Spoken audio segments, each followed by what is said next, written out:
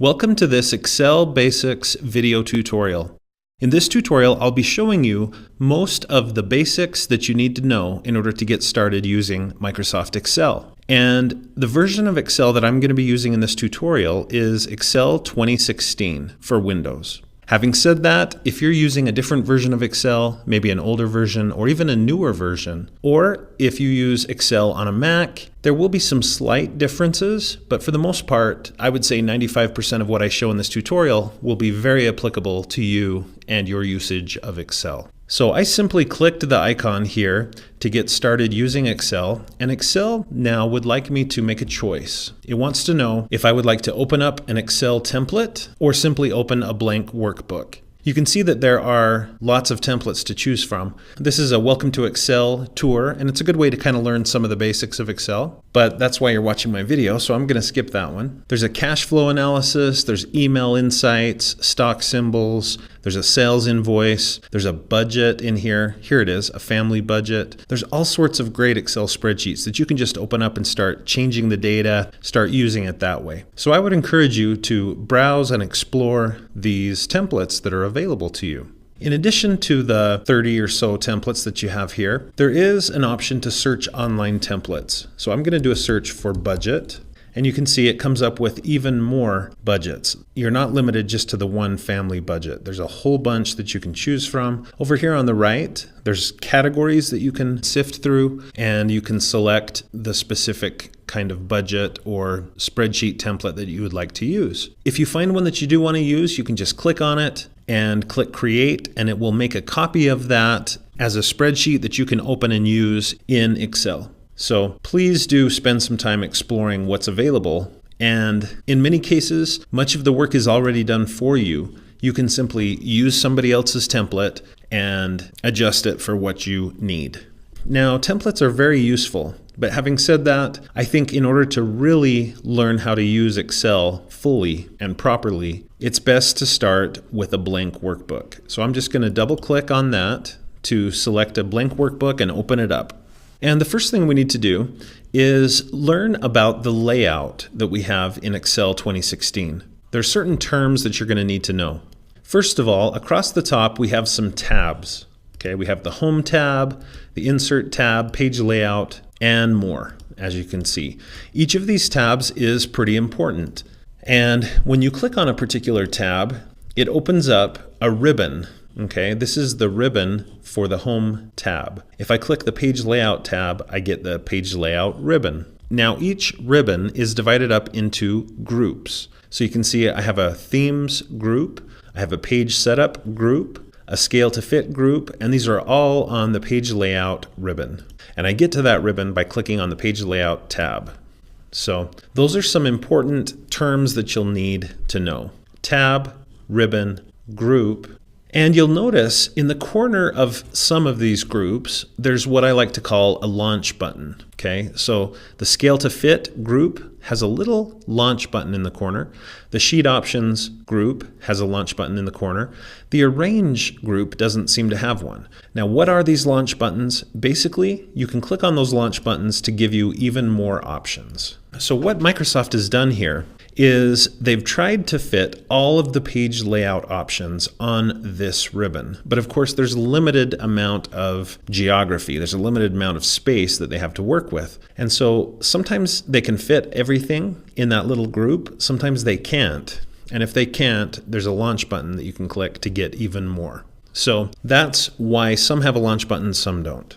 Okay, I think it's important to start with that terminology because I'm going to be using it throughout this tutorial. All right, a couple of other layout terms that you're going to need to know. In the spreadsheet itself, this is the spreadsheet, and spreadsheets are made up of columns and rows. Okay, so you can see we have an A column, a B column, C column, etc. And if I browse to the right, okay, you can see that there's even more than that. And if needed, it'll just keep going to the right, adding more and more columns. Okay, once it gets to Z, it goes to AA, column AA. And so lots and lots of columns in this spreadsheet. Now, what about rows? I have row number 1, row number 2, row number 3. Okay, so spreadsheets are made up of columns and rows. Now, the intersection of a column and a row is what produces a cell. So this is a cell. And every cell in Excel has a name. Okay, this particular cell is named C2. And you can imagine how I got that name. It's just the intersection of the column and the row. This particular cell here has a name. It's M9. And this is I16. Now, that may seem obvious and unimportant, but it's actually very exciting and powerful that every cell in Excel has a name. Because it has a name, you can describe it, and you can have Excel do certain things with the content in each cell. We'll get to that a little bit later. All right, now in addition to columns, rows, and cells, there's another part of a spreadsheet that you need to know about, and that is a range. Okay. Now a range is a group of cells that are together. A range could be this, it could be this, it could be this, it could be any number of things. It's basically a group of cells that are next to each other, that are together. And guess what? Ranges can also be named, just like cells can. So just like this is named L7, I can also name this. Okay, now the way you name a range is you start in the upper left and you name the cell in the upper left. So this is L7, and then you say the word through. So L7 through, and then you say the name of the cell in the lower right, N12. So L7 through N12, that is the name of this range. Now, in the back of your mind, just tuck this piece of information. The way you would write the name of this range is you would write L7 through. The symbol for through is a colon, and then you would put N12. So that is how you would write the name of the range that you see here. Okay, I'm going to tap Escape to get out of that because I don't really want to type that in the cell. So that was some background information that you're going to need in order to really use Excel properly. Now that we've talked about the layout of the ribbon and the tabs and the groups and things, and also the spreadsheet itself, with the columns, the rows, the cells, and the ranges, and actually I should add a couple more, you can see that this is all on a sheet, sheet 1. And I can add a sheet 2, sheet 3, etc. Each of these sheets added together is what creates a workbook. So sheets or worksheets add up to a workbook. Okay, so now that we've got all of that as a foundation for our Excel use, let's now start actually creating and working on an Excel spreadsheet. Now, to make this a little bit more interesting for you to look at, I'm going to zoom in a little bit. So I'm going to use this slider in the lower right corner, and I'll just click and drag to zoom in on my spreadsheet. Okay, so that should be a little bit easier for you to see. And now I'm going to click on A1 and enter some data in this A1 cell. And just as an example, let's say I want to use Excel to create an inventory of my movie collection. Okay, now this could be anything. If you're a teacher, maybe this is the supplies that you have that you loan out to the students, or if you're a secretary at a school, let's say you're in charge of keeping track of the supplies at the school, whatever it might be. But let's say I want to do an inventory of the movies that I own. First thing I want to do is maybe put a little title in there. So I'm going to type in A1 and I'll type movie inventory. And you'll notice that my text is bigger than the cell itself. It goes too far to the right. But you know what? Don't worry about that. Just hit enter or return on the keyboard, and I've successfully entered my first data into this spreadsheet. Now, it looks like these words, movie inventory, are spilling over from A1 into B1, but in actuality, that's not true. It's an illusion. Both of these words are stored in A1. If I click on B1, I could type in B1 and hit return or enter, and you'll notice that movie inventory is still stored in A1. Okay, so they don't interact, they don't interfere with each other. So no need to worry if your text is too wide to fit in A1. But having said that, sometimes making your spreadsheet look nice actually helps you use it better. So let's talk about how I could maybe fix this. It's not really a problem, but how could I fix it if I want to make it look a little nicer? Well, what I can do, I can stretch out any column or even any row if I want to, by just putting my mouse between any two column letters. So this is column A, column B. Put my mouse between the two, right on the line or very close to it, and you'll notice that my mouse cursor changed into a double-sided arrow. That's a good sign. So now I can click and drag to stretch that out to make it wider. Now you may have noticed when I entered movie inventory into that cell and I hit enter or return, it automatically moved me down. In Excel, when you tap enter or return, you move down the spreadsheet. If you want to move up the spreadsheet, you can hold shift and hit enter or return and it will move up. Okay, so shift enter or shift return moves up, enter or return moves down. Now what if you want to move to the right? Maybe I want to type something in B1. What I would do is I would tap tab. Tab moves you to the right. So I could enter more text there and then tap tab and enter more text there and just keep tabbing over. What if you want to move left? I bet you can guess what it is. You would hold shift and tap tab. So shift is basically used to do the opposite of whatever it would be otherwise. So enter, return is normally down, but shift, enter, return is up, tab is to the right, shift, tab is to the left. Another way you can navigate throughout the spreadsheet is by using the arrows on your keyboard. If you find the up, down, left, right arrows, you can just use those to move up, down, left, or right. It's a little bit more awkward than using enter or shift enter, but that's another option. And of course, you can also use your mouse to click on where you want to go. But I'll tell you, if you can learn to use Excel simply with the keyboard without using your mouse very much, it's really going to go a lot better for you. So I've got my title in there. Now I'm going to click on A2 and I'm going to type in the word title. That's where I'll put the movie title. Now I'll tap tab to move over to the right and I'll put in date purchased, tab again, rating, tab again, value, tab again, genre, and tab again, location. And that will store quite a bit of information for me about my movie inventory. All right, with that last one, when I hit enter, it moved me down and it moved to the left, expecting me to put in the first record, is what they call it. And the first record would be the first movie. So let's say I put in Star Wars. Again, I could tap tab to move over to the right. I could say, okay, I purchased it 2007. It's rated PG. It's worth maybe $5 and it's science fiction and it's located in the living room. Okay. So that's an example of data entry, how you can enter data into a spreadsheet by clicking on a cell or somehow getting on a cell, typing, and then hitting either tab to move to the right or enter to move down. Now, as another example, I'm going to type in another record and I'll put in some other information here. And at this point, let's say I notice a misspelled word and I would like to fix that. Okay, you'll notice that I misspelled empire. If I click on cell A4 to try to fix that misspelling, watch what will happen. As soon as I type, it erases what was there.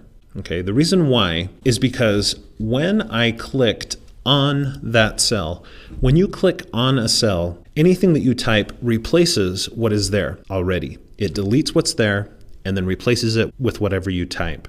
So there's a distinction I need to tell you about. There's a difference between being on a cell and being in a cell. To get in a cell, you have to double click on it. Okay? Notice what happened when I double clicked on that cell. It actually jumped me inside the cell, and now I have a cursor that's flashing. And I can click or I can use the arrow keys to move that cursor where I want it to be. So there is a big difference between being on a cell and being in a cell. In this case, I don't want to be on the cell. I don't want to replace all of the text in this cell. I want to click twice quickly. Now I've jumped inside it and I have this cursor and I can move it where I want it to be, fix the misspelling, hit return. Again, that may seem like a very small, insignificant thing, but Excel is all about details. And all of these little details will really enhance your use of Excel. So please stick with me and pay attention to these details. And I promise your use of Excel will be much more satisfying and effective. Now give me a few minutes to put in a few more records and then I'll resume the tutorial. Okay, so I've finished putting in some movies here and some records is what they're called. Each of these rows contains a record. And to help you see this a little bit better, I'm going to zoom back out a little bit so you can see I've put in quite a few movies here. Now, what we need to do next is dress this up a little bit, make it look a little better. It just doesn't look quite right to our eye at this point. So what are some things that we can do to make this look nicer? First of all, here at the top, my title basically of this spreadsheet, it's kind of off to the side and it doesn't have anything that makes it stand out and look different. So I'm going to click on it, on the cell, and I'm going to click up here at the top on the Home tab and the Home ribbon. I can click on Bold to give it a bold look. So that will help it stand out. Notice that I can also use the paint bucket tool to paint the background of that cell. I may or may not want to do that. In this case, I don't necessarily want that. So I'm going to click the arrow next to it and I'm going to go to No Fill. I could also change the color of the text itself. Okay, so that is also an option. I'm going to go back to black in this case. In addition, I could italicize or underline. Those are all good options to have. But that will help the text stand out a little bit. Another thing I can do is click on cell A1 and drag. I'm still holding the mouse click, and I'm going to drag until I've covered all of the content of my spreadsheet. So the content of this spreadsheet ends at column F. I don't have anything beyond that. So I just clicked and dragged to get all the way across. Now watch what I can do. On the Home tab, Home ribbon, there's a button here in the alignment group called Merge and Center. And if I click on that, see what it did? It merged all of those cells together. So this is now one big cell, and it centered it. Okay, so Merge and Center is very helpful to do what I just did, to basically break down the walls between these cells and make it one big cell, and then to center it. That looks a lot better. The other thing, like I said before, the text not quite fitting in the cell kind of bothers me. So I could go up here to the top like I showed earlier and click and drag to make sure everything fits. But I want you to see a shortcut. There's a shortcut to doing this. All you have to do is go up here at the top and just go between any two of the column letters and double click. And if you do that, look what happens. It automatically will perfectly size the column so that all of the text will fit. I could do that also for date purchased and for rating. Now, notice in that case, the rating column actually got narrower. It's because it doesn't need to be longer than what it is now. Okay, so I can do that with value and so forth. Now let me show you yet another trick that's a little bit of a time saver. Instead of double clicking between every single column one at a time, look what I can do. Click and drag on the column letters all the way across to the end of my data, and then double click between any two of these. It doesn't matter which. Double click, and notice now it automatically resized every column. Every column that I had selected was affected by that double click, and now is perfectly sized to fit the content that's in those cells. And if I browse back to the left using this slider, you can see everything is perfectly sized. So I used a phrase there. I said everything that was selected, every column that was selected was affected by what I did. In Excel, that's a nice phrase to maybe think about. Select to affect. If you want to affect it, you must select it first. One more little shortcut, little trick. When you click and drag on those column headings, yes, the fastest way to resize is to then double click between any two column letters, but you could alternatively just click and drag and watch what happens. I'm going to resize this column, let go, and look, every single column was affected. Because I had selected each, they're all affected by that, and they're all exactly the same width.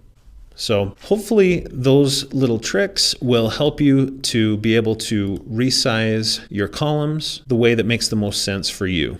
And the idea is to make your data look nice, because when it looks good, it's often easier to read, easier to understand and comprehend. Okay, now there are good reasons sometimes to keep columns narrow, even if all the text doesn't fit. So you don't have to always make sure everything is always visible, but I want you to be able to do that when you need to. Okay, next up, I guess I do want to click here on Movie Inventory and underline it to set that apart as the title. And then down here, I would like to make all of these column names different. So I'll highlight them and I'll go up and make them bold and let's say italicized. Now, the way I did that so fast you may not have noticed, I simply clicked on the row number and it highlighted the entire row all the way to the right. And so that selected it. And then to affect it, I just chose bold and italicize, and it affected everything that's selected. So at this point, I hope that you are familiar now with the different names of the layout in Excel. We know what to call the different things like the tabs, the groups, the ribbons, things like that. We also know about columns, rows, cells, and ranges, sheets and workbooks. And we know how to enter data and then how to select it, to affect it, and to change how it looks on the screen. And we also know how to adjust the column widths. And I didn't show this explicitly, so let me just quickly do that. Notice that you can affect the rows as well. So I can make rows taller than they would have otherwise been. I can double click between them to perfectly resize. I can affect more than one at a time by selecting more than one row. So all of those same techniques that I showed about the columns can also be used with the rows. So all of this, in my opinion, gives you a good foundation. It helps you understand the basics of using Excel. In a future video, I'll show you some intermediate Excel tips and tricks, ways that you can save time and effort as you're building your spreadsheets. We'll also get into formulas and functions, and that's really where much of the power of Excel is found. And I'll also throw in a couple of advanced Excel tips and tricks. So please watch for that future video. Thanks for watching this Excel Basics video. I hope you enjoyed it, and please consider subscribing to my YouTube channel for more videos about technology for teachers and students, and watch for a new video at least every Monday. Also, I hope that you'll follow me on Twitter, Facebook, Tumblr, and other social media. So I hope that you'll follow me on these social media platforms and that we can keep learning together.